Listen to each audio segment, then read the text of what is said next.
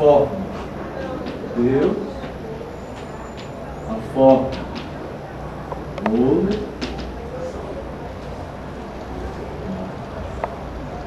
essas duas grandes formas que dominaram, e ainda dominam,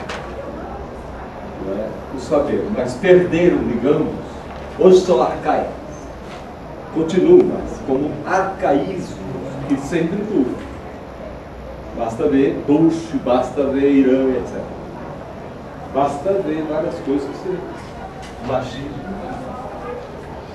São arcaicas, o que não quer dizer que não continuam atuando.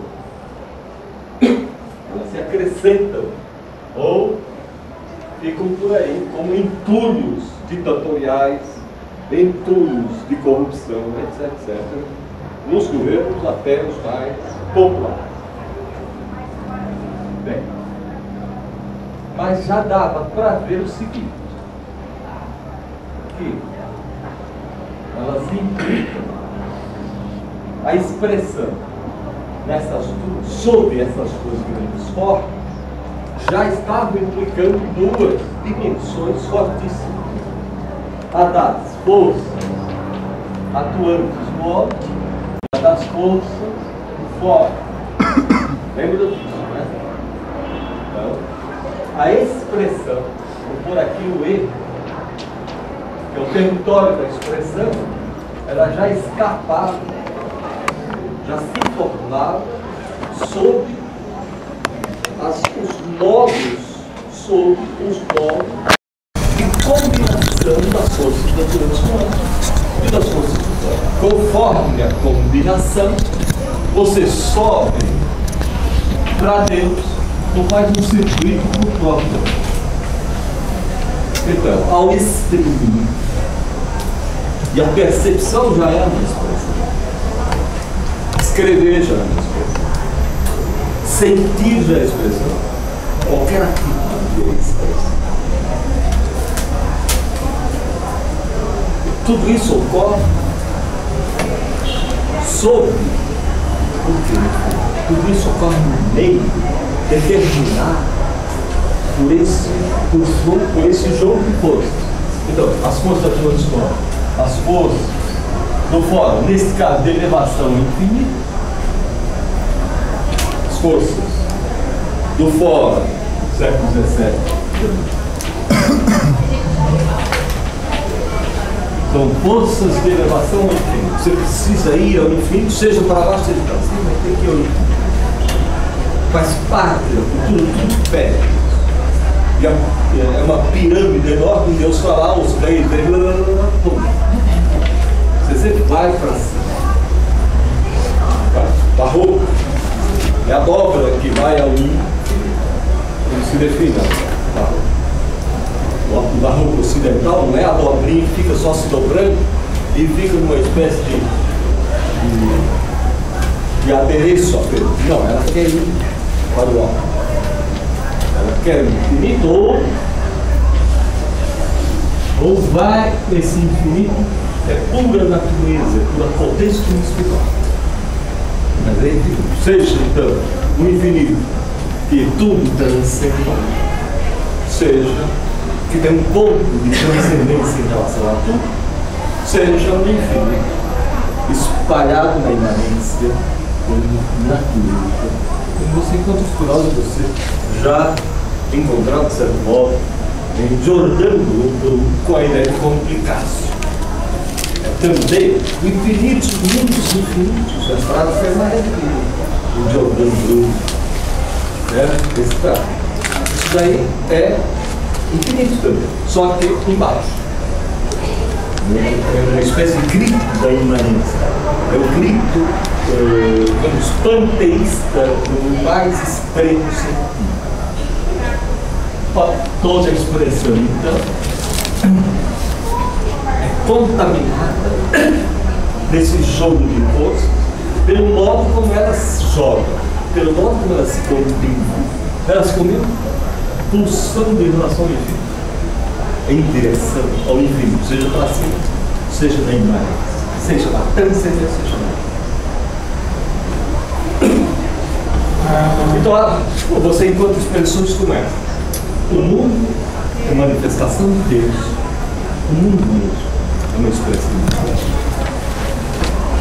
E tudo que você faz acaba girando em torno dessa expressividade. Por isso a noção de expressão espiritual também funciona nesse sentido, em que os modos finitos são, certo, expressões complexas de uma infinita substância, que é a natureza, que é um Deus natura.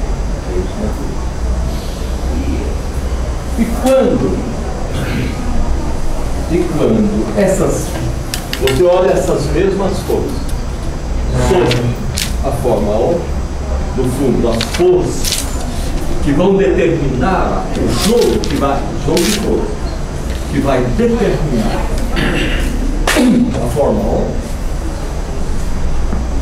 já é outra a combinação força atuante do homem, forças do fora. Essas já não são de elevação infinita. Por quê? Porque já é uma época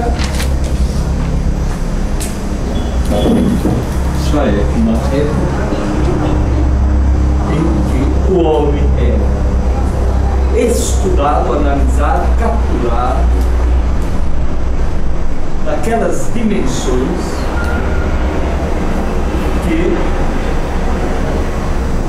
caracterizam a própria finitude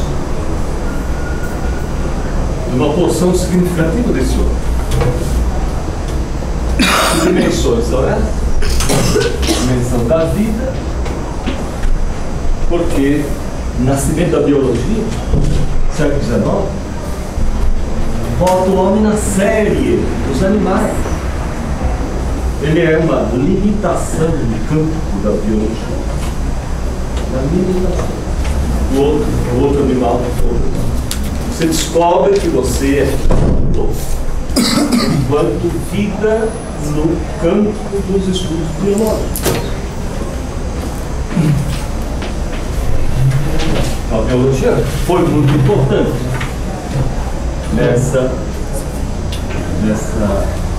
nesse tomar consciência da sua vida. Você tem uma história biológica. Adão e Eva, você não é filho da eternidade, de um ato excepcional de Deus. Você é um dos animais, você está numa evolução. Darwin é do século XIX.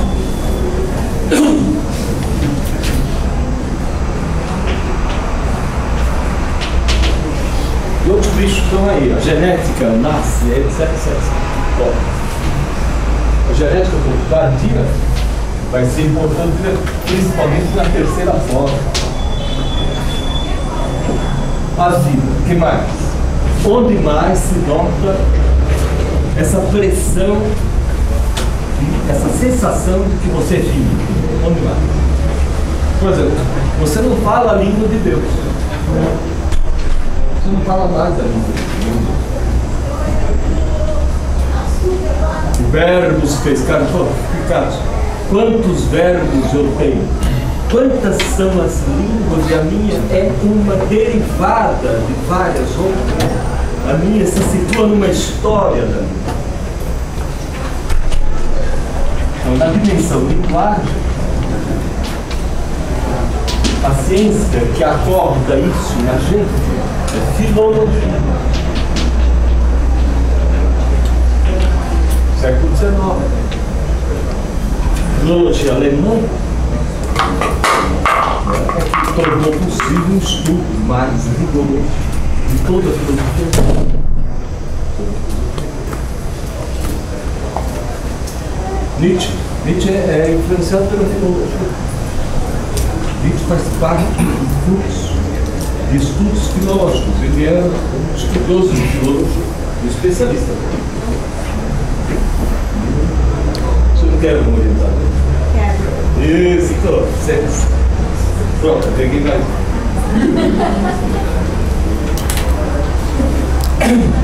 A sua... Ah, mas não te abracei, você chegou.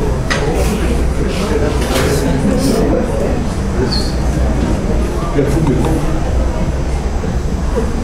Linguagem. Você fala, que língua você fala? Português. Então é muito mais demoníaca. Primeiro não é latim, primeiro não é grego, primeiro não é... Ó, que língua Deus falar? Conforme a Bíblia. Então você se vê como vítima de uma história da qual você é mero objeto. Mero objeto. Já é uma boa limitação. Calma lá que você não fala a língua de Deus. Você é um esforço, um campo de línguas de milhares de línguas. Que um dia você destruirá aos poucos e terá como língua de Deus qual língua? O inglês.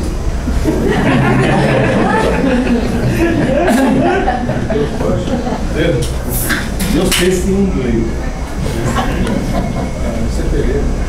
Não é God? Todo mundo sabe o que é God, né? Difícil é encontrar alguém que sabe o que é Deus. God, todo mundo sabe. É o cinema. Linguagem. Mas qual é o território em que o homem descobriu sua limitação? Que se Deus é o Criador, o homem é Criador. Ó, Deus é o Criador, eu sou o Criador. Ele é Criador, depois você pega, você gera filhos, você faz isso, faz isso. O modelo do livro é o modelo do Criador. Você vê a crítica ao livro, no livro Platão. Escrever, Platão não vou fazer confusão aí. Tem que escrever por causa da pressão do mercado, tem que escrever por causa das teses, tem que escrever. E o escrever como criador. Nós vimos o esforço que Foucault foi desmanchar o criador, até aí, nesse ponto. Mas, onde começou essa história, que você está situado limitadamente num baita processo de produção que envolve a história, a sociedade, etc. Quem tornou isso claro para nós? Você é limitado pelo trabalho que você exerce, pela sua posição no mais da coisa. Isso aí, como se chama essa disciplina? Não, pelo amor de Deus, isso daí é função do imperialismo europeu. Isso é uma disciplina caudatária do grupo imperialista. Tal de sociologia. É uma avacalhação. Não mostrei aqui. Ela é uma sem vergonha, ela depende de achados. Então ela fica. Bom, era economia política. Burguesa veio antes e depois com Marx. Burguesa. Adam Smith. Economia burguesa. Espera aí. Então aqui o que é? É trabalho. Você descobre que o trabalho é fundamental. Claro que na economia burguesa você vai dar o golpe. O trabalho é fundamental. Só que seu capital é inverno. O inverno. O começo do objeto denuncia bem essa fórmula, essa coisa com Marx, porque a economia política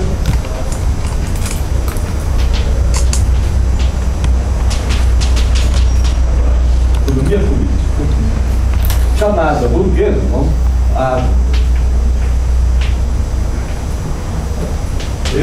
Ricardo, são os ingleses, os grandes criadores da economia política. Ingleses, escoceses, irlandeses e tudo mais. E o Marx, Karl Marx, como uma alternativa para manter a fundamentalidade do trabalho, né, para manter o valor do trabalho, para manter o estudo do ponto de vista de uma classe a mais prejudicada nas análises burguesas. Enfim. De qualquer modo, o que se salienta? é que você é limitado pela posição que você ocupa no processo de produção. Então esse homem, ele vai cair do pedestal e se sente limitado. Mas você tem que salvar um território nele para manter alguma coisa fora dessa determinação externa que o limita. O que é que você salva dentro do homem? Você tem que salvar alguns. E o esforço é esse. Quando essas disciplinas avançam, você tem uma subjetivação crescente no território. Você tem uma subjetivação crescente. Você tem que salvar alguma coisa do antropólogo. Então essa é um período forte de conexão do mundo expressivo. O que é que você vai exprimir? Passa assim rápido. Vai falar assim: o que eu exprimo? O que você exprime? A interioridade. Então você vai salvar a interioridade. Você vai salvar a vivência. Olha, são os termos que são a ponte de autossalvação do homem que está se despedaçando em disciplinas que o denunciam na sua limitação. Por onde sair? Por onde escapar, a não ser pelo interior? Bom Cristo, são saídas pela interioridade. E não é difícil? Claro que não é difícil você tentar salvar quando você vê as disciplinas com seus métodos grosseiros. Claro, quando você vê certas psicologias iniciais tentando reduzir o homem as linhas causais que se encontram entre as coisas. Então o homem é facilmente prova. Eu não sou o efeito disso, eu sou o cara mais distante de ser. Eu sou capaz de ser pensante do meu próprio condicionamento, portanto, algo em mim vai além. Sim. Claro, o empirismo, vencer o empirismo vulgar das causas e efeitos,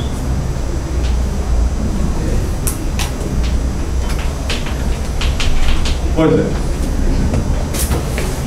Se eu digo para um autor: você reflete, ao pensar, você reflete sua posição de classe. Aí você chega e o cara fala: mas o Engels é burguês. E toda vez está pensando contra o burguês. Ah, mas aí ele está saindo da casa. Mas se ele está saindo da casa dele, então é possível você dar uma volta por cima? Então, essa explicação reflexológica cretina não funciona. Ou então você pensa, porque você ganha salário, pois eu vi a puta turma no marxista, né? Que eu dava aquelas aulas porque eu ganhava um salário maior. O máximo que eu posso fazer, o meu salário maior, é levar a tua namorada para transar, depois de ela ter um bom alimento que você não pode dar. Agora, minha aula não. Quer dizer, eu tenho que salvar uma interioridade. Certo?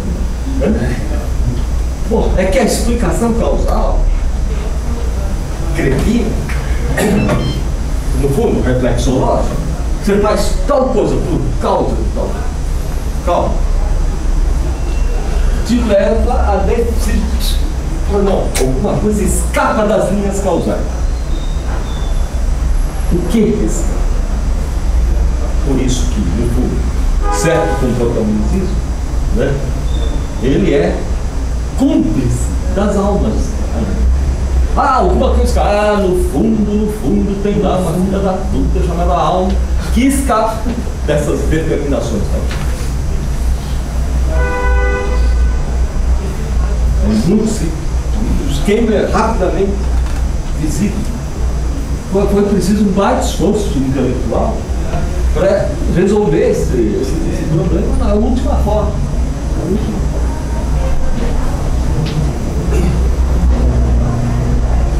Bom, E hoje o texto que eu gostaria de privilegiar também ataca esse lado.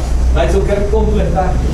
Enquanto, então, a expressão desse mundo, da forma homem, essa combinação das forças atuantes no homem, com as forças do fora, que são aí, do finito, que são forças, ó, muito fortes, que nasce da biologia, que nasce da economia política, que nasce então aí, ferve, aí, a acusação, ó, bicho, você é limitado, você tem que escapar de algum lugar. Eu escapo, então, encanto pelo sujeito transcendental. Rachou o outro. O custo disso é rachar o outro. Duas porções. Depois, na última forma, nós vamos rachar em milhares de porções. Aí explode. Explode. Porque o que você é? Uma interioridade endevassada? Não. Você é o conjunto das suas combinatórias, se quiser, ou o conjunto dos seus agenciamentos.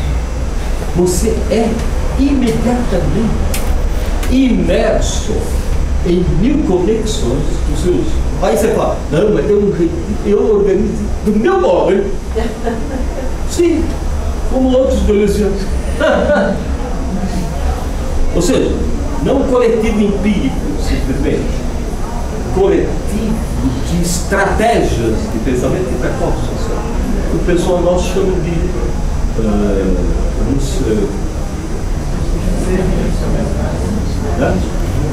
como chama?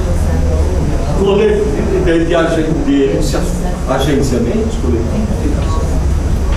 Então você tem levas que pensam, e a Marilena Chauí está lá. Tem levas que pensam, a Sueli está lá. Tem levas que pensam, fulano está no fogo. Tem levas que pensam e os Deleuze Guattari estão lá.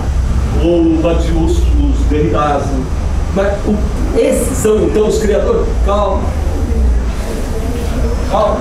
Você precisa determinar em que medida o autor vale. Em que medida aquela frase vale. E que você pode capturar, aí vai influenciar? Não, porque ela diz bem a estratégia. Ela concisamente ela captura o fluxo discursivo. Aí fica bem resumido, bem posto, etc. Tecnicalidades também envolvem essa proeminência de um autor. Olha o criador vai desmanchando ao longo do tempo. Vamos fazer uma pergunta. As inovações tecnológicas são coletivos participando dessas inovações. Desculpe se o que eu vou perguntar vai ferir a sua inteligência ou de algumas outras pessoas mais. Mas nessa passagem das diversas formas, forma Deus para forma homem para uma forma contemporânea, numa outra aula você disse que não se tinha condições ainda de se definir bem o que é essa forma contemporânea. Tem alguns indicativos, mas a definição precisa do que ela seja. Dar um nome a ela é difícil. Nós sabemos qual é a combinação de forças, não é, que impera. Qual é a combinação precisa. Ou seja, não é bem a combinação. São 1000 combinações, mas as forças atuantes do homem articulam-se hoje com forças do finito. Mas o finito que se ilimita. Qual é o finito que se limita? Que se torna ilimitante. Ou ele está em estado de ilimitação permanente. É o finito dos conjuntos de elementos finitos, passíveis de combinatórias ilimitadas. Correto. Essa enunciação não podemos perder, porque parece que é finito. Nós não voltamos ao infinito. O que nós temos hoje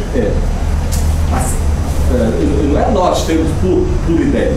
Nós temos que você olha a genética, você olha as forças que estão atuando em qualquer lugar, nos motores de automóvel,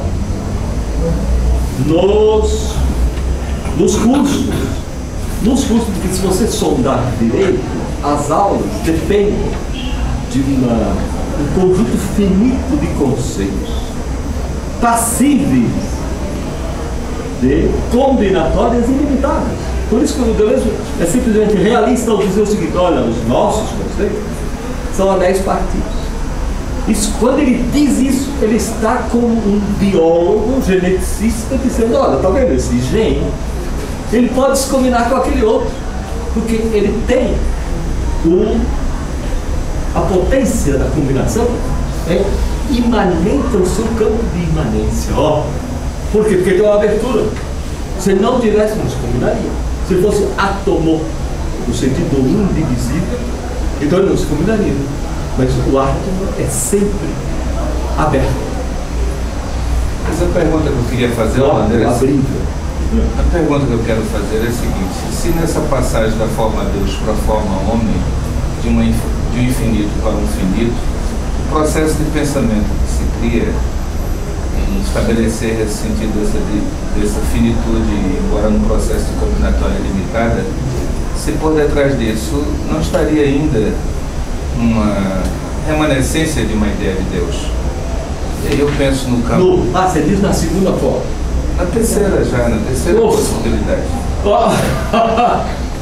Se ainda... Olha a maldade do Badiou funcionando na tua cabeça. Não é isso aí, independente da leitura do Badiou. Dizendo se não há... Tanto quanto na biologia... Nós conversamos ali, porque ele tinha acabado de ler esse... Tanto quanto... Estou tentando ele, mas já está aí. Por quê? Aí você tem os operadores da esperança. Deleuze não quer perder a fé no mundo. A maldade do Gualandi. Ele não quer perder a fé no mundo. Está lá Deus escondendo. Cazzo, escuta, nós não podemos perder o mínimo de compostura de luta para salvar o insalvável, pode-se dizer, mas vale a pena lutar ou não, Carlos? A questão que eu quero dizer é o seguinte: é que por detrás desse... Eu não estou pensando em Deleuze em particular, mas enfim, um conjunto de pensadores, o Badiou incluído, se não há uma onipresença, que se chama sempre essa onipresença de força de produção, de força de sentido, de poder de força, que se chame de má consciência e Nietzsche, enfim, é algo que está espraiado, difuso, onipresente, onipotente, tomando conta de todo mundo. Então, se um pensador elabora um pensamento dessa ordem, mesmo dando ao homem um sentido de finitude, não mais operando como conceito a ideia de Deus, se por detrás desse pensamento, na materialidade dele, no empirismo dele, ainda não está esse sentido de onipresença divina. Não, ele pode fazer contrabando, claro. Claro, você tem as mais variadas combinações. Mas você percebe que o sujeito está ideologizando rápido demais. Por exemplo, quando eu estou vendo uma configuração de combinações de gente para dar uma marca produtiva, hoje sai no jornal. A Embrapa está fazendo uma pesquisa no nosso. Temos que descobrir a possibilidade de obter e perenizar, dar mais continuidade a esse tipo de vaca. Ela custa uma fortuna. Ela é de uma produtividade espantosa do leite, sem degradar-se. Então você tira os genes dela e vai estudando uma maneira de criar uma prole, não é? Dela com ela mesma. Tira, bombinho, etc. Veja, eu posso, de fora, introduzir. Está vendo como Deus é maravilhoso? Porque, no fundo, a criação é a criação do jeito. Você pode sempre colocar a mão dele lá, o dedo. Isso é fatal. Fatal, velho. Porque você não consegue operar. Você não consegue dizer assim: é neste ponto preciso da combinatória genética que entra Deus. Você não consegue dizer. Você não consegue reproduzir em laboratório o dedo divino. Ao contrário, quando você faz no laboratório, o dedo divino está fora. Não, impotência. Pronto. Aristóteles volta a ajudar o cristianismo, porque ele não queria, porque ele não era cristão. Sempre tem a maneira de você repor o passado. Sempre. Mas não é bem isso que eu estou tentando chamar a atenção. Então, O que eu estou dizendo não é o dedo de Deus que está lá sempre presente, a gente pode enxergar. O que eu estou dizendo é que uma mentalidade que esteve secularmente vinculada a isso. Mas olha, você criou um vulto que não é um conceito. A mentalidade que está secularmente. Olha, esse é um problema que está criando uma imagem. A mentalidade secularmente. Olha, onde é que é isso? Onde está isso? Mas como se pode falar em forma de Deus, se não através de uma concepção de Deus? Não, companheiro.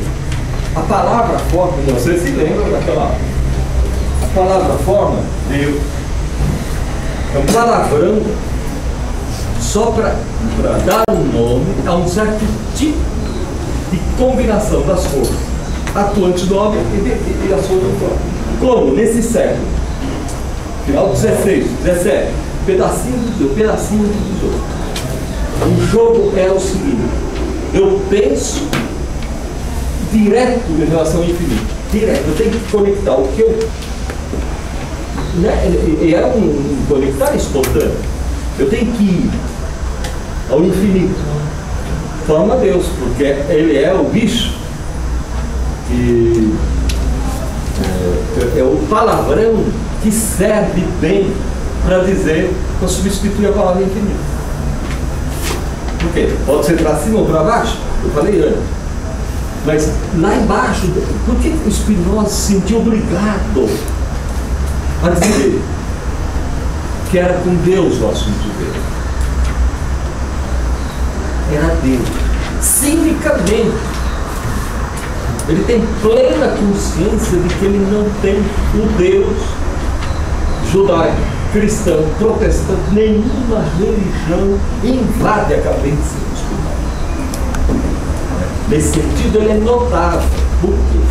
Porque não tem nenhum titubeio em dizer Deus, si e natura. Deus é natura. Pronto. E não, a natureza é divina. Não. E agora nós temos que estudar isso para escapar dos misticismos religiosos. Nós temos que estudar do que o corpo é capaz, porque nós não sabemos. Quando ele diz que nós não sabemos, não é para criar uma atmosfera do indefinido, é que nós não sabemos, é porque nós não estudamos, porque ficamos perdendo tempo com essas vidas, as denúncias das besteirões das religiões. Resultado em perseguição e não podia publicar. Era proibido. Ele não podia discutir. Escapava em cartas e os caras denunciavam. Isso é um herói. Bom, então, mas é infinito. Por isso que é Deus. Por que ele é obrigado a pôr a palavra de Deus? Era o máximo que a cultura tinha produzido, como ser o maximamente onipotente, onisciente, tudo, qualquer coisa. Então isso é natureza. Pronto. Então é um infinito para baixo, o outro para cima. Porque Spinoza, Leibniz ainda precisava articular a ideia de que está bom. Deus, o entendimento divino, detém uma infinidade de mundos possíveis. E ele tirou da escola dele este mundo que é o melhor possível. Está aqui para você. Por que essa pressão? Não é porque Deus está lá pressionando, é porque as forças, então, são de elevação ao infinito. Você só pode pensar em relação a isso. O jogo, o fluxo da arte, todo o fluxo cultural inteiro. Para Deus, mas está na cara que os pintores que ainda vão para cima vão levando corpos cada vez mais ligeiros. Qual é a perseguição que se exerce no século XIV, XV sobre um pintor magnífico russo, né? Do filme Lublov. Lublov é um pintor do mundo da religião ortodoxa cristã. Né? É. Da Rússia, o pessoal que sai lá de Bizâncio e sobe, como que chama isso? Bizantina, pintura, o trabalho, a arte bizantina. Poxa, ele é perseguido porque tem coisa com carne de nada. Tem gente, já ali tem gente. Então, mas por causa de Deus? Não. A forma toda puxa para cima. Mas ele está querendo que a forma que puxa com gente. Né? Vai ter que ir para cima. Tem que ir para o inferno. É uma luta desses coitados. Quando Deus é natureza, a luta já é outra. Mas assim mesmo é pelo infinito. Tem uma abundância de cores, por isso que eu quero que você fale de Caravaggio. Uma cor, uma luz pele. Sim. Está mais próximo do meu bolso. De uma ida ao infinito a lá espiritual. Com gente dentro, paisagens dentro. Então vamos, sabe, o meu temor, quando eu ponho essas palavras lá em cima, o meu temor é que vocês fiquem com as palavras e esqueçam, de repente, que o jogo de forças é aquele embaixo. Combinação de forças. Combinação de forças. Não é uma sociologia, não é mesmo. Eu admito que você faça um estudo tranquilamente sobre os remanescentes de Deus, como qualquer texto. Tem. Você pega Kant e você pode denunciar isso a cada instante. Kant estaria aqui. Mas acho muito arcaísmo do pessoal hoje que quer ver em Deus até um Deus escondido, uma fé que cheira a religião, etc. Estamos perdendo, dizer, ó, a frase sonegada pelo Galandi no livro, estamos perdendo as razões de fé no mundo. Estamos perdendo as razões de fé. Aí ele fica, fé, esquece a expressão. Estamos perdendo as razões de acreditar na nossa possibilidade de agir, na nossa possibilidade de pensar diferentemente. E assim por diante. E assim mesmo, nós vivemos em um estado de batalha, de combate. Agora, as razões é por quê? É porque do interior da filosofia isso não faz nada. Na relação com as grandes potências. Potência, religião, potência, ciência. Potência, Estado, potência, qualquer. O máximo que a filosofia pode fazer. E no fundo, as ciências, as disciplinas, depende dos conceitos. O máximo que elas podem fazer é uma guerrilha para você não aderir às potências. Então ela é uma potência minúscula, que só atua na forma de uma guerrilha interior. Não. Uma guerrilha com você mesmo, no sentido de não aderir a essa força do fora, que é a uniformização do pensamento. É uma força do fora. Por quê? Porque ao mesmo tempo que você tem uma combinatória de conceitos contestadores, o Badiou é produtor de conceitos contestadores, claro. Agora, todos nós somos, variamos aí. Mas vocês vão descobrir que a nossa potência é mínima perto da redução dos conceitos. Olha, aqui está o conceito. Esse universo bombilhado, onde nós gravitamos um monte de disciplinas e filosofias à disposição. Isso aqui é uma merda. Perto do quê? Da redução do conceito, a operador comunicacional. É isso que um especialista em comunicação faz. Ele chupa o conceito e o transforma em operador comunicacional. Você tem isso desde professor de filosofia, os articulistas. Você tem uma camada, uma classe média de imbecilização. Você tem isso. Os operadores comunicacionais. E vai ficando grave. Porque eles param até de usar palavras para invadir o mundo das imagens condicionantes. Das imagens já sintetizantes de uma estratégia de adesão ao que ocorre por aí como força dominadora. E tudo isso. Então nós somos uma migalha. Então o nosso único trabalho é de guerrilha. Para a gente não entrar nessa. Olha os Rubem Alves da vida. Foi meu colega. Isso daí é uma carnificina mental.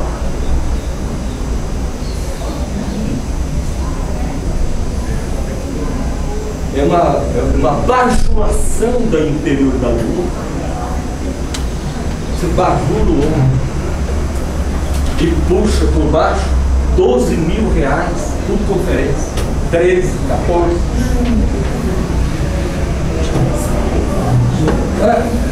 Ou seja, psicanalista tem um esforçado perto do comércio dos operadores comunicacionais. Psicanalista é um santo aí, perto dessa. Que ainda faz um esforço de ouvir o outro. Não faz? Tem um ditado popular que diz: quem pode, pode, quem não pode, se sacode. Talvez ele esteja podendo se sacudindo como, não você, mas ele se sacudindo como pode. É verdade. Agora eu me lembrei nessa questão do para cima ou para baixo, da frase que Freud utiliza de Virgílio no pórtico da interpretação de sonhos. É uma frase que ele diz: se não poderei mover os deuses superiores, haverei de mover os deuses infernais. É verdade, é verdade. Puxa para baixo. Em que sentido o demônio é uma figura cara ao meu Deus? Hoje nós vamos ver um pedaço.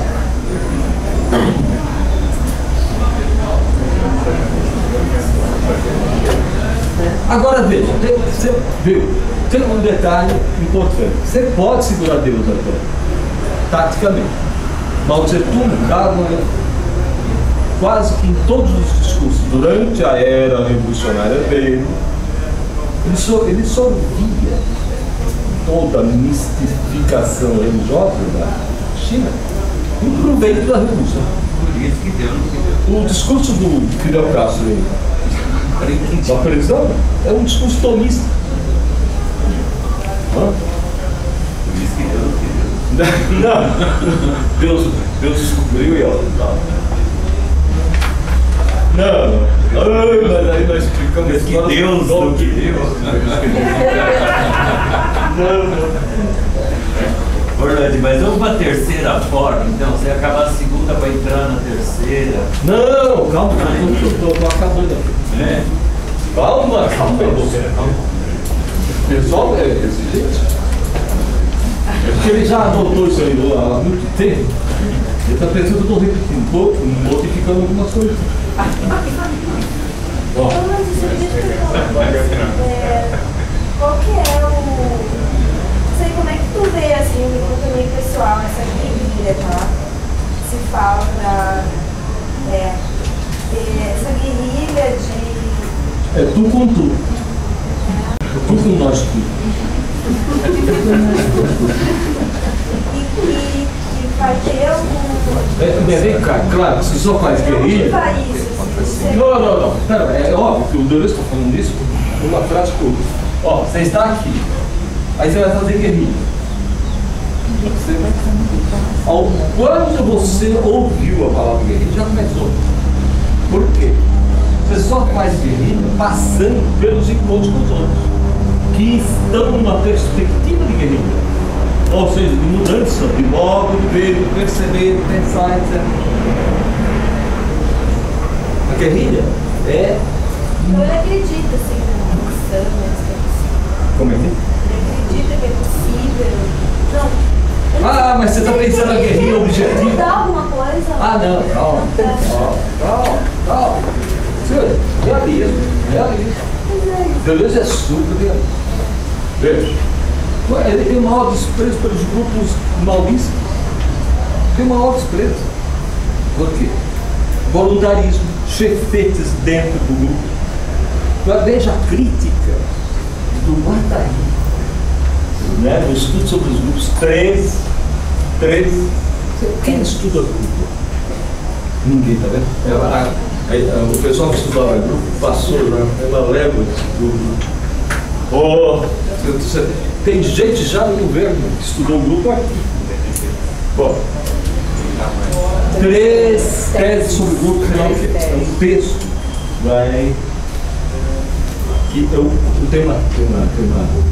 Tem um estudo de sobre esse texto que foi traduzido pela Cíntia, vai sair agora na Ilha Deserta. 3 estudos sobre grupo. Negócio assim. A crítica é feroz.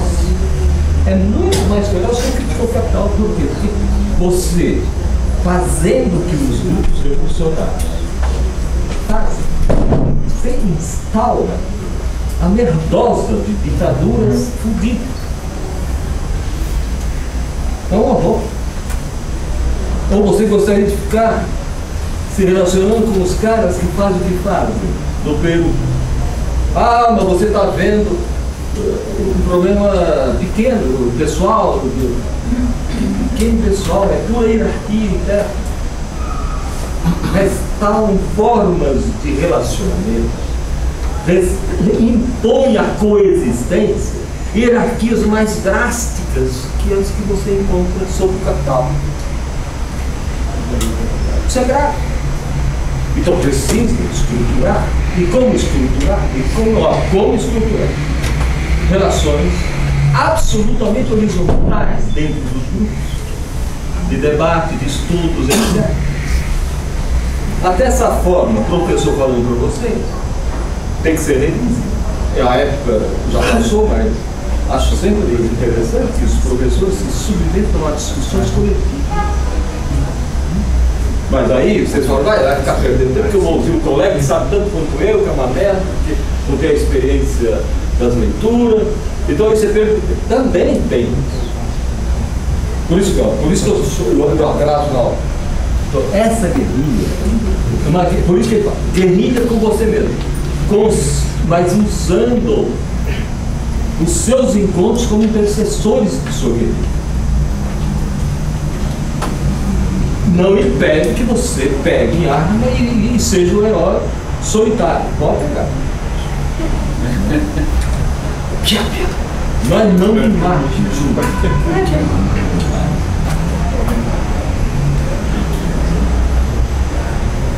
Ou seja, não dá para acreditar num grupo que tome o poder.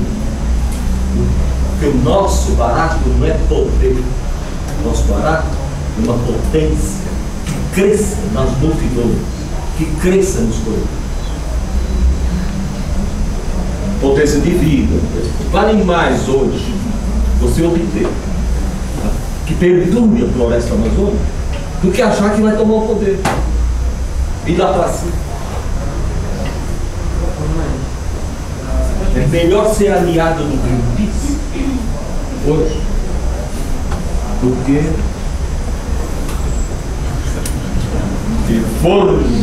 eu sou o grupo revolucionário por excelência. Por quê? Porque olha aqui, o texto. Que texto.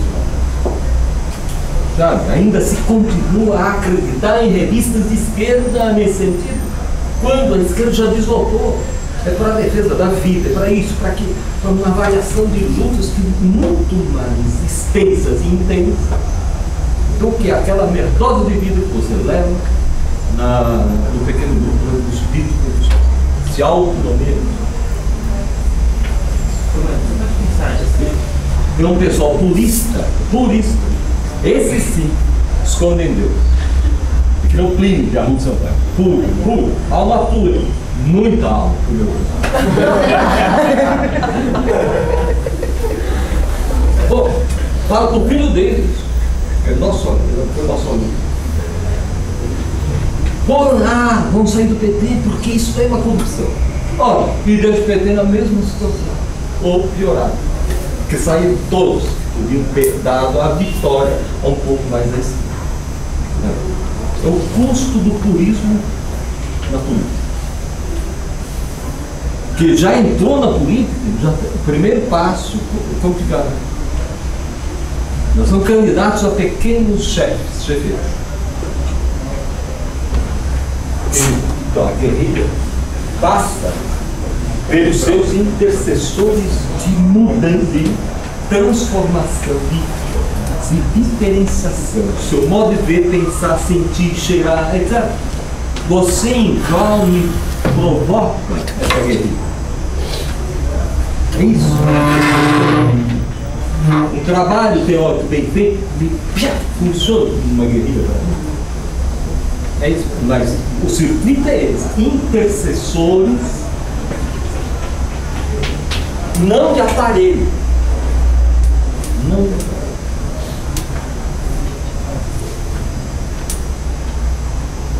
Embora, não de aparelho. Embora, quando você vai votar, para quem você pergunta? Para mim é besteira. Tem que perguntar para quem na política funciona conforme coisas que lhe estejam interessantes. Pergunta, em quem que eu vou votar? Não tem medo, esse negócio de cidadão que vota por você. Cássio, eu voto porque o meu amigo X, que é de esquerda, ele está e não é todo, falou, tal candidato é legal. Se você tem que ser um candidato, aqui no estado de São Paulo, senador, quer que o PT não quer e quer que a burguesia, olhando os jornais, fique falando que ele é um cretino. Quem? São Paulo. Meu voto? Quer que eu vote? Vou votar no Suplicy, cara. Você votaria na Marta ou no Mercado? O pessoal de São Paulo foi derrotado pelo interior. Maravilhoso. Governo Capira. Meu colega lá o senador. Tá sacanagem. Os caras. Você viu a quantidade de gente que queria a Marta aqui. Mas eu achei bom para ela não ser derrotada pela segunda vez pelo centro. É melhor tirar o cavalo. E outro, o Mercadante é suficientemente simples para saber que ele está na batalha apenas para criar ambiente para o Lula que está mal nos Estados Unidos.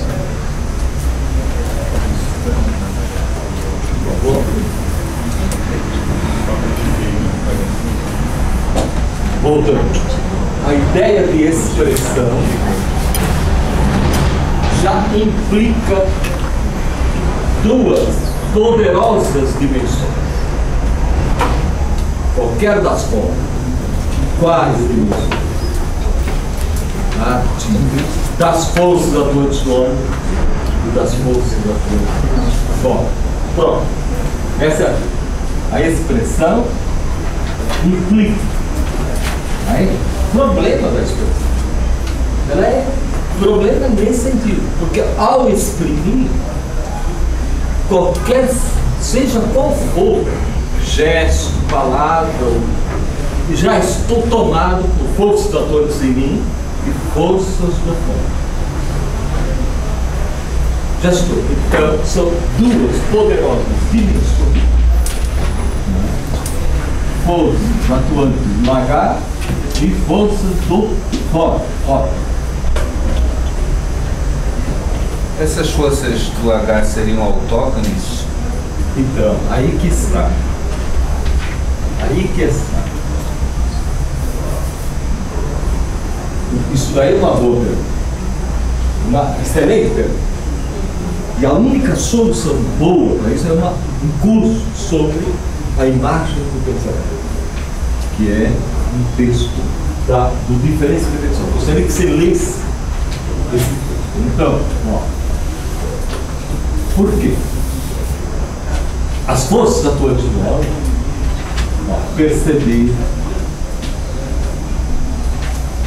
sentir, o consentir, perceber, imaginar, memorizar, memória, né? Memória e tal, pensar. Isso é. Vamos passar por aí raspando, não é?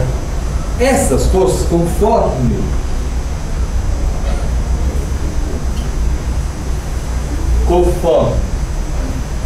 a sua concepção, o sentir, do perceber, do imaginar. O que são essas coisas aqui? Se você tem um termo antigo para isso, que é o termo faculdade. São as faculdades próprias do homem, né? Ou como é que é essa história da faculdade? Então houve uma reforma no entendimento das faculdades. Esse texto é lindo, que chama a imagem do pensamento.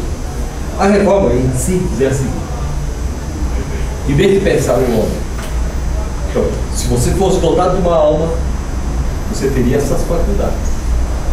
Por quê? O sentir, embora seja do corpo, da sensibilidade, ele só é, digamos, a sensibilidade chamada, a faculdade chamada sensibilidade, os sentidos todos, elas te trazem coisas, você recebe coisas, mas se você não tivesse uma apercepção, você tem percepções pelos vários sentidos. Mas se você não tivesse um negócio chamado apercepção, percepções, e um negócio chamado apercepção. É graças a esse sentido interno que eu sei que eu estou cheirando bosta.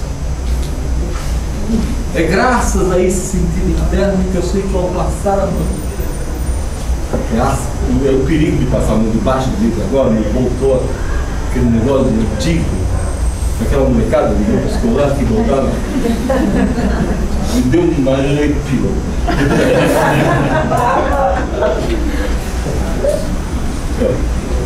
Então, se eu não sei o que isso é, mas que Deus, cara, e se eu não tivesse consciência? Olha aqui está chegando. Chegou uma orientando. Faz tempo, hein? Matou o pai ou a mãe? Bom, se eu não tivesse esse sentido interno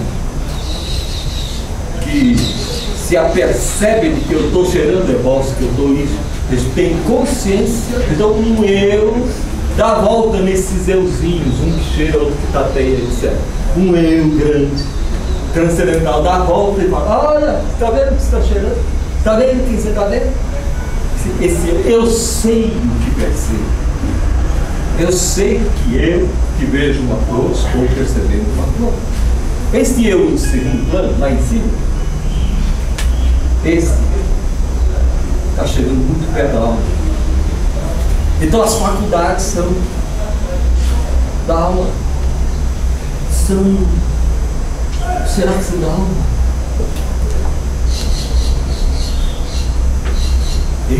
Esse ponto é nevrálgico. Então é preciso reformar. Foi preciso, já foi feito. Foi preciso reformar isso. E como é que ficou? O empirismo tem as suas respostas. Com Deus, como é que ficou? Porque as faculdades nascem nos encontros, nas fronteiras. Então não é inata. Não é inata. A luz faz o olho. Pesquisa biológica. Você vai lá para o fundo do mar, cadê a faculdade de ver? Não precisa. Estou para que ver.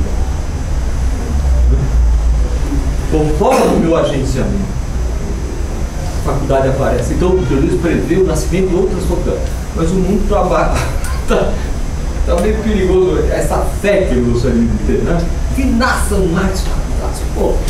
Ou seja, que multipliquemos os encontros com as coisas, com tudo. Os encontros empíricos e intensos. Porque daí nascem coisas. Então as faculdades, você pode Agora, ele tem um privilégio. E depois não dá para discutir o que é esse privilégio. Porque o privilégio lá, o sentir. Esse é o privilégio, o sentir, bifurcar, sentir. Sempre. Há um intensivo cujo monopólio principal é o sensível. Cuja presença maior é quase que direta. Eu sentir, que é um pouco demorado, eu pensar intensamente. Por exemplo, praticar leituras intensivas como diria o Lyotard. Seria isso. É muito simples. Você é tomado por um livro, como você foi esses dias, e isso, esse puta merda, que livro. Essa é a leitura intensiva. Depois você vai estudar, fazer a leitura extensiva dos conceitos, preparar a aula, etc. Essa seria tal. Você falou que a faculdade já surge nos encontros. Mas veja, claro que demorados, de certo modo, outras mais isso, mas você pode pensar que esse encontro vem das forças de fora? Não, é encontro. Sempre encontro, não pode, veja bem, não pode colocar um determinante do encontro. Ele próprio é o determinante. O encontro. E para ser determinante, como se fosse um hiato. O encontro é um hiato. Ele é a fronteira. Tá. Então as faculdades nascem na fronteira. Ele é a fronteira. Vai ver. Você precisa distribuir os encontros. Os encontros extensivos é pelos quais você passa e resvala nessa mesa e tchau. Você sabe que tem aqui. Eu me encontrei, eu me esbarrei. Você se encontra com uma pessoa também na extensão só. Na extensão. Ou seja, nessa brutal empiria. Esse é o mais molar das coisas, seja pequeno ou grande. Você levou uma alfinetada e... Agora, você tem os encontros intensivos. É por intensificação que as coisas nascem, aparecem, emergem. Você tem... Então, o novo depende disso. Eu posso criar combinações no extenso e posso achar que aquilo é novo. Sim, mas o encontro não foi intenso. O novo, eu posso fazer uma outra cadeira na nossa. Posso inventar integrado na prática de fazer cadeira. Eu posso, de repente, todo dia inventar uma cadeira top. Então, há uma inovação tecnológica. Mas você não está com tesão. Esse tesão incute no objeto uma novidade que não se reduz à novidade das combinações externas. Depois de fazer bastante vacas por encontros genéticos que vibram os caras que estão fazendo isso, a hora que você criar isso em escala, em alta escala, para esse encontro intensivo. É no encontro intensivo que algo se passa e que inova. E aí as faculdades são... A palavra faculdade também foi... Já não é necessária nesse sentido. Não é faculdades da alma como você encontra nos livros, nos manuais de filosofia. Porque expressa qualidade, não grau e intensidade, né? Então, perfeito. Então, ó, você determina a faculdade por uma qualidade e não por uma quantidade intensiva. Quando você começa com quantidade intensiva por causa dos encontros, então muda o enfoque. Então, heterogeneidade. O tema da aula é heterogeneidade das pessoas implicadas no pensamento. Não posso abrir mão dessa. Quem me obriga a não abrir mão das forças atuantes no homem e das forças do fora? Quem me obriga? Culturalmente, Nietzsche. Por isso que eu mandei para vocês sentido e forças. Já tem ali um alvoroço de forças Então o texto já que ajuda a ver isso.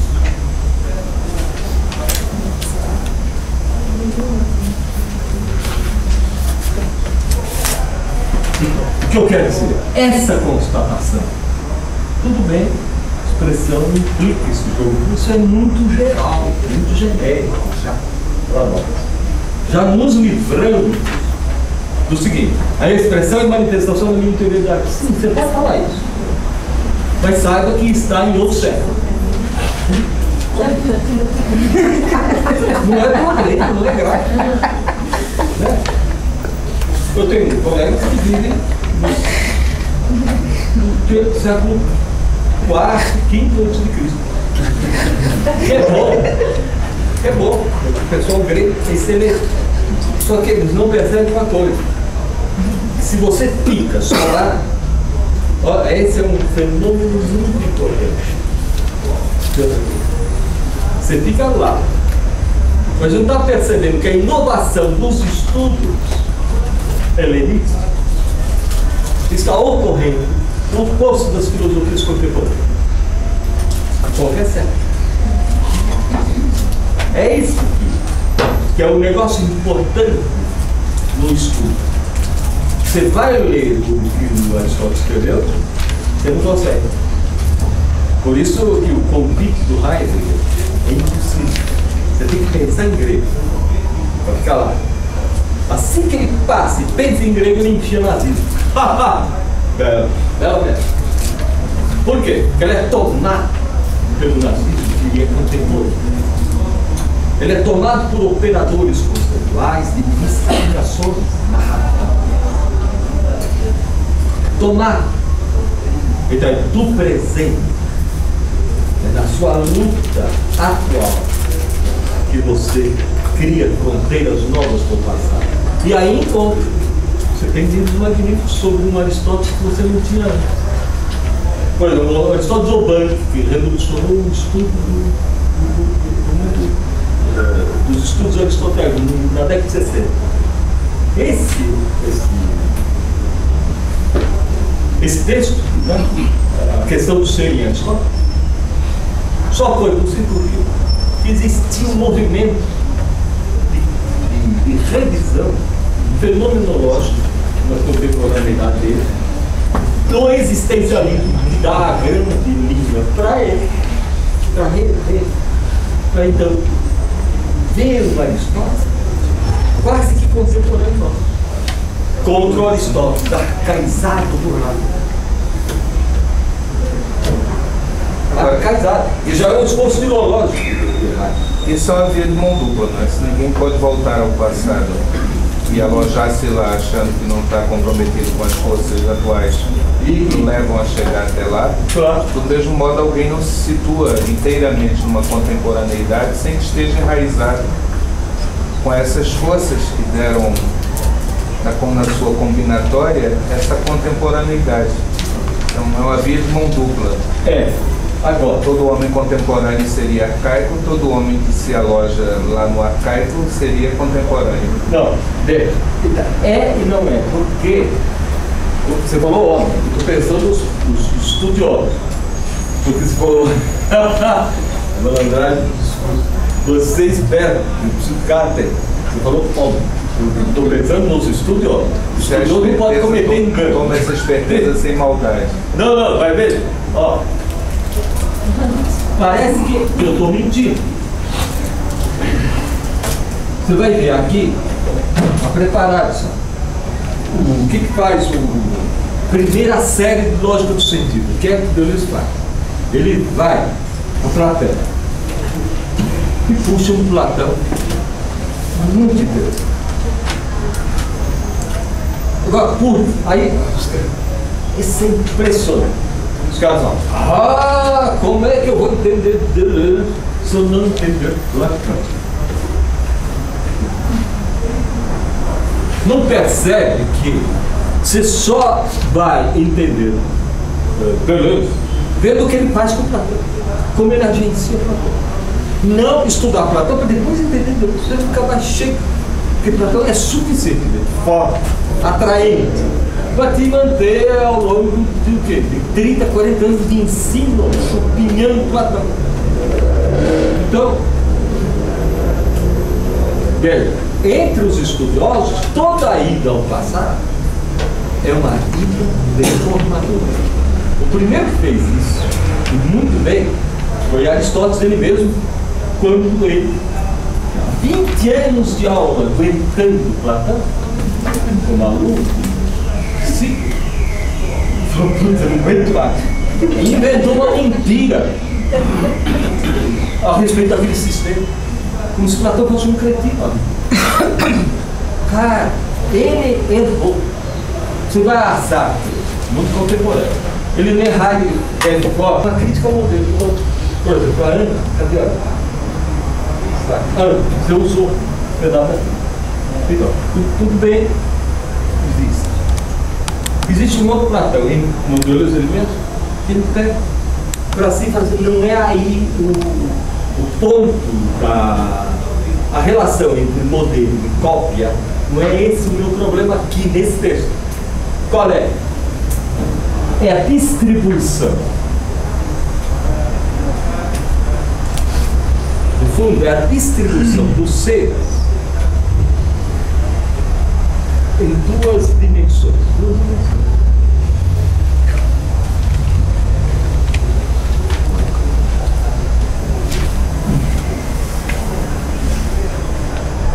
O diálogo de Platão, em que ele se baseia, se chama Filégon, o diálogo.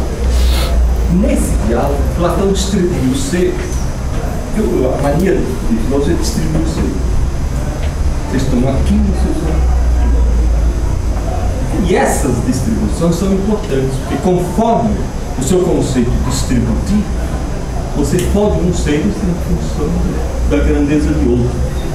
Nesse texto, ao contrário de vários outros, Platão não está criando precisamente uma hierarquia fechada, como ele pode criar com a noção de modelo e cópia.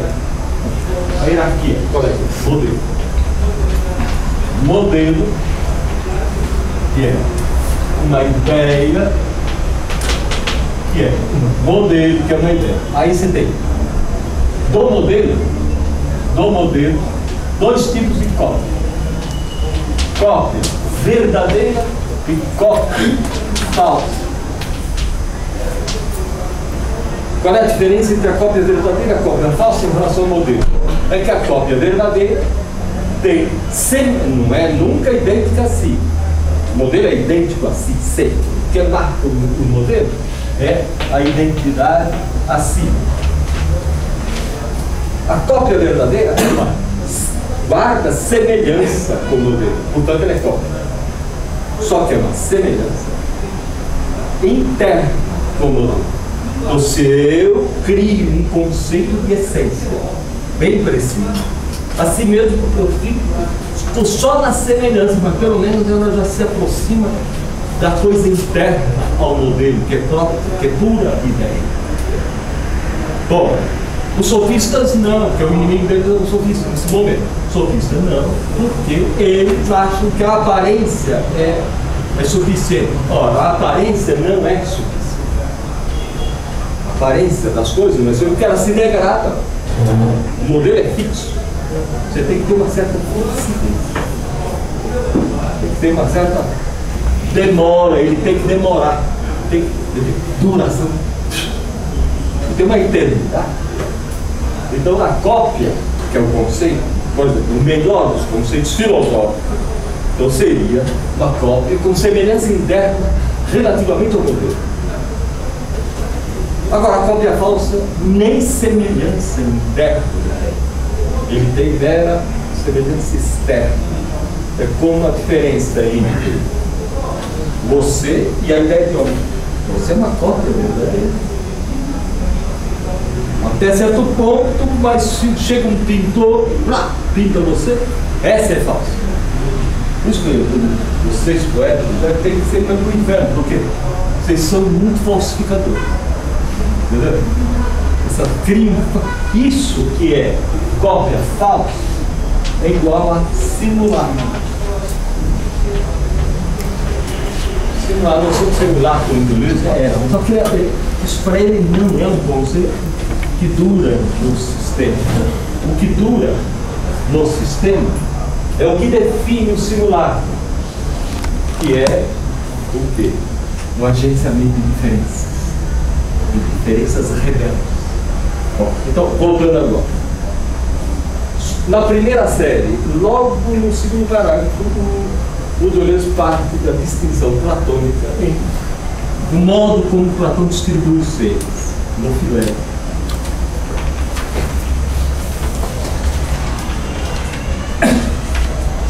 Então ele distribui as coisas assim. Isso é uma coisa, isso é uma coisa. Então, essas coisas mais ou menos, que estão mais ou menos em repouso. Você pode dar nome. E eles têm uma duração que pode inventar. Vou chamar de Cláudio, Cláudio 2. Vai batendo palavra a palavra, qualidade a qualidade. Eu faço. Eu tenho as coisas que podem receber, né? Elas são relativamente estáveis, que podem receber notas relativamente estáveis. É muito tranquilo. Só que, de repente, algo começa a perturbar a estabilidade. O diálogo, a concepção é linda, porque ele sabe que sempre o estável sofre as invasões. Ele é sensível a isso. Ele é uma família aristocrática, é sensível ao movimento democrático do mundo grego. Tem pavor da democracia. Não precisa que as coisas ganhem uma estabilidade, uma hierarquia.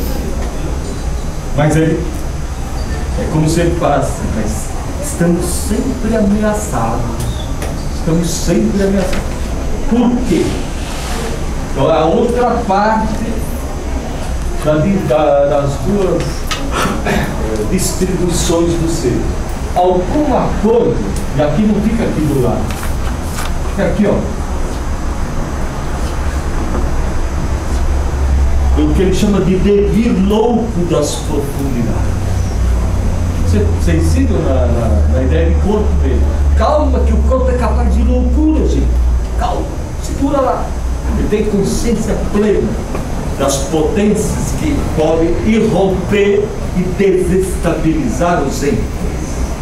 Os nomes, a bagunça nos nomes e a bagunça nos entes. Essa é a linguagem.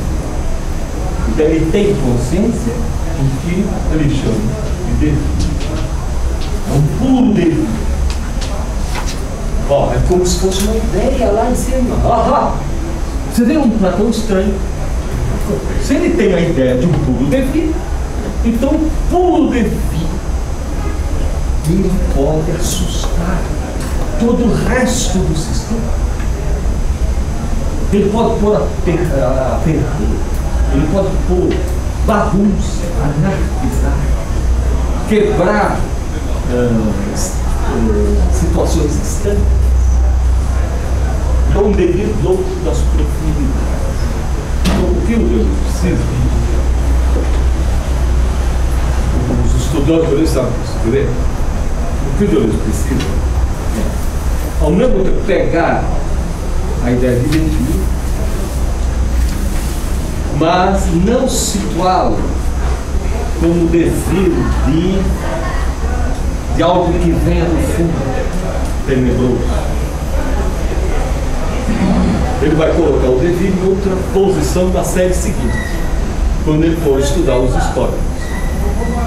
Não é que vem mais de baixo. O devir é o que passa aí. O que passa aí. O devir, ele é potência da superfície. Nos encontros. Um alívio. Porque enquanto você tem ainda o devir louco das profundezas, você tem uma possibilidade de manter um escudo. Um escudo.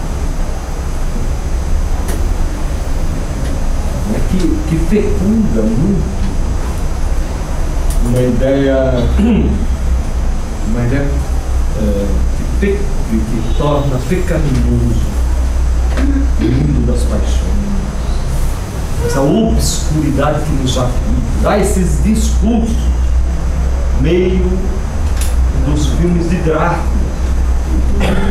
também Drácula. Então, é melhor mudar Mas o que eu quero salientar? Passa a ser um devir cibernético, não um devir entrópico. Passa. Espera aí. Eu tenho que ser porque ele põe as palavras na minha boca, de repente eu engulo. Não, eu falei por mim. Não, brinco. É sempre bom dialogar. Aí, o que eu quero só salientar?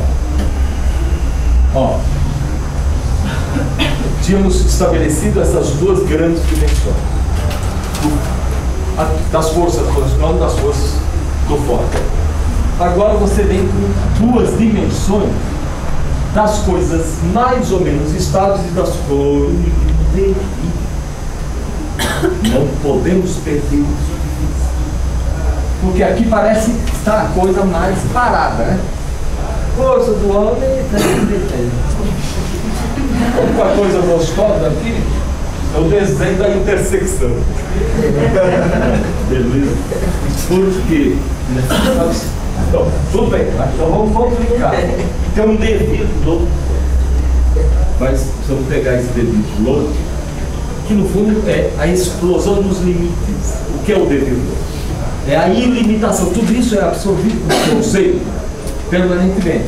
É uma ilimitação. Quando passa algo, muda. O devido não é devir, não é passagem de algo A para algo B. Não é passagem de um estado A de A para o estado B. Não é devir. O devir não se dá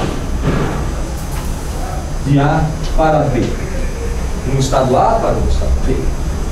O devir, né? Não é mudança de algo. Veja bem, o devir em Deus não é mudança de algo. Machado, isso não pode perder. Não é mudança de algo. Não é. Ele não se define assim. Ele é pura passagem. E ao passar, as coisas mudam. Ele não é causa. Olha só, ele não é causa. Porque se fosse causa, A viraria B.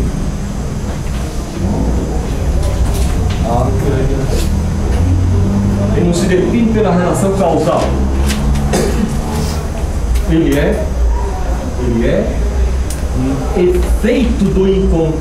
No encontro as coisas mudam. Isso precisa ser bem pouco, bem tempo. Ele é um efeito do encontro. Ele se passa nos encontros. Nós temos as cordas só. Para exprimir uma coisa, eu tenho que estar alerta. Porque ao exprimir, eu já estou estabelecendo com ela um encontro e um devido. Ó, olha só. Tudo bem, força da força do ontem e força do ontem. Só que está na expressão, sim. Eu estou sabendo que. Olha aí, ó. Então, quando eu estou exprimindo uma coisa, patrão aqui, parada aqui na minha frente, isso é uma louça, né? Isto é uma louça. Quando eu digo isso, pronto, um devir está passando. Pode não ser o louco das profundidades, ele não é mais poderoso na outra série. Ele é, eu aqui exprimindo, isto é uma louça, passou um devir. Eu mudo e ela muda. Eu mudo e ela muda. Nós mudamos. Eu encontro o meu lugar. Então, a expressão é a expressão de um encontro. E no encontro está se passando um devir. Por quê?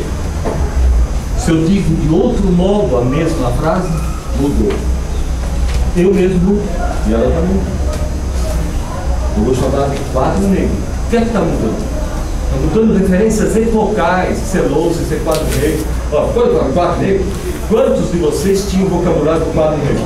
Ele é velho, é arcaico. É louça, como vocês chamam isso hoje? Está se passando muita coisa aqui no vão, está se passando.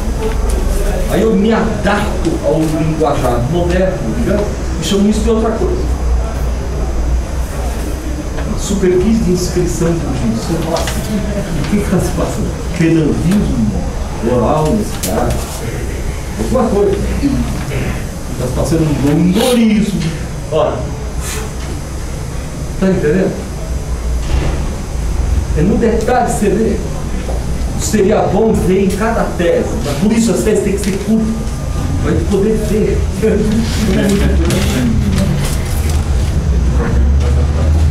Tese grande é a acumulação de coisas.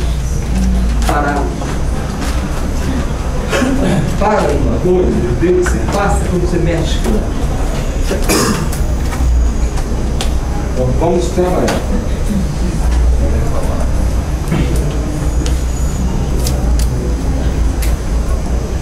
Agora, se você volta a dizer, depois que disse isto é uma lousa, volta a dizer em seguida, isto é uma lousa. Tudo está se mudando. E mais ainda, porque essa repetição, ela é uma repetição, então, o estudo da repetição. Ela é a repetição. Nada muda na coisa, aparentemente. Mas o espírito tem contempla a repetição. Essa é do espírito doente. Doente. Do espírito de quem doente. Contempla a repetição. Tic-tac, tic-tac. Agora, vamos tirar uma consequência daqui.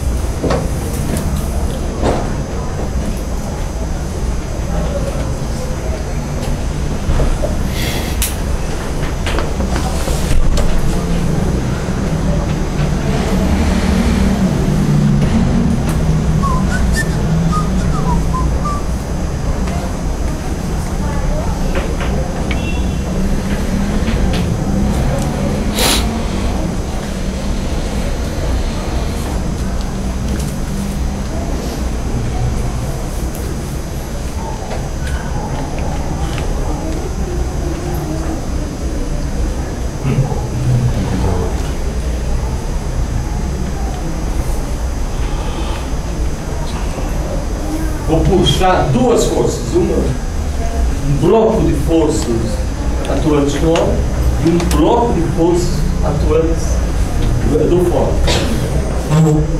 Para variar, então vou variar a distribuição dos seres em coisas estáveis e um devir louco que passa por ela. Platô, né? Coisas estáveis e coisas. Bom, elas estão aqui, ó. Eu já sei que expressão tem essa primeira distribuição. Aquela lá, das forças, e essa das coisas e dos devidos. Tá. Agora eu vou pensar das forças da coisa do homem. Eu vou capturar algo que tem muita presença na sua pessoa. Qual das forças atuantes do homem, qual tem muita presença no mundo expressivo?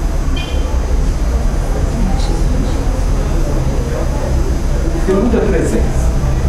Porque não é toda hora que você fala, que você olha, percebe, que você tematiza que está expressando, exprimindo. Vou responder, a pergunta era didática. Linguagem. Nós vivemos falando, vivemos escrevendo, etc. Então, muito do que há de expressão no mundo e tem excesso é no papo furado, não é? Excesso. O Heidegger tem um ódio da falação, o Deleuze também tem. Engraçado. Um ódio. O papo furado. Bavardage, a tradução francesa do termo alemão do Heidegger. Bavardage. Conversa fiada. Papo furado. O difícil para aguentar congressos filosóficos é o papo. Comunicação, que ninguém ouve ninguém. Quer dizer, no teatro, cada um imprime a sua bagagem. Linguagem. E eu vou puxar. Vocês vão entender por que, sabe? Vou puxar.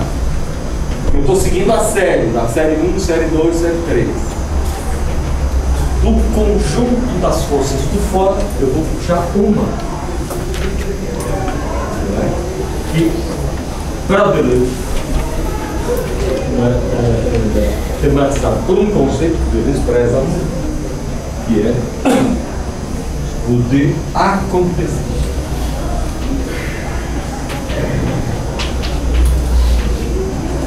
Então, expressão como fenômeno, como efeito de superfície do encontro da linguagem com os acontecimentos.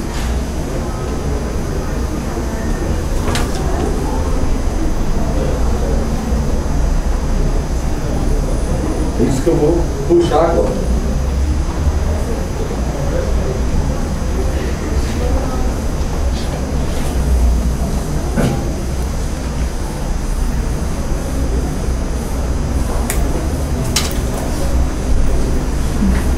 O que é que eu estou querendo fazer com vocês? É que vocês façam a experiência da análise da expressão. E aí vocês vão ver as dimensões constitutivas dela. Então ela perde essa sensação de uma coisa que você tenha um encontro tranquilo com ela. O que ela implica como dimensões heterogêneas. Toda e qualquer expressão. Qualquer hora nós vamos chegar e vocês vão ver o gesto de deslocar como expressivo, mas dentro do campo inteiro dos conceitos que analisam as dimensões.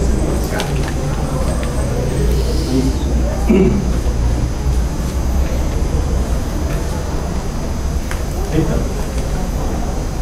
em vez de ficar na coisa simples, da coisa parada, ou da coisa estabilizada, do devir louco que as perturba, em vez de ficar só aí, nós vamos dar o passo, porque mesmo aí você já tem a linguagem. É assim, é uma carteira. De repente o devir louco vai chamar isso de confessionário. A cadeirinha da violentação sexual, você então, devia deslocar a função social do confessionário e o padre está lá tentando. Acontece? Porra, isso é um abalo. Isso é um abalo da prática. Só um devir louco. Correr.